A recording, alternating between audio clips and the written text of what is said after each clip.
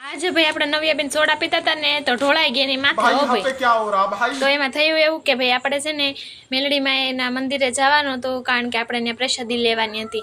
તો આપણે આપણા નવ્યાબેન ને બધા અમે પોગી ગયા હતા મેલડીમાં ને ભાઈ. અને પહેલા આપણે સૌ પ્રથમ દર્શન કરવા પોગી ગયા, પછી બધા ભાઈના દર્શન કરતા હતા એટલે નવ્યાબેન આપણા ઊભા રહ્યા. અને પછી આપણા ભાઈ નવ્યાબેન દર્શન કરવા બેસી ગયા હતા.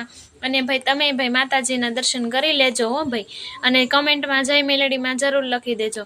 અને ભાઈ જો સરસ મજાના માતાજીના દર્શન કરીને પછી નવ્યાબેન આપણા છે ને માતાજીને અગરબત્તી કરી અને પછી હવે જો ધૂપ ને માતાજીને દઈ દીધું અને પછી પ્રસાદી લેવા બેસી ગયા હતા. અને પ્રસાદીમાં તો ભાઈ મસ્તીનું હતું હો ભાઈ, રસ હતો ને ગુલાબજાંબુ ને બટેટા ને ભૂંગળા ને તે નવ્યાબેનને મજા આવી ગઈ. પછી આપણી ગાડી ઊભી રહી ગઈ હતી ભાઈ સોડાની દુકાને, અને જમીન ભાઈ સોડા પીવાની જોઈએ એટલે આપણે ભાઈ નવ્યાબેન બેસી ગયા હતા સોડા પીવા.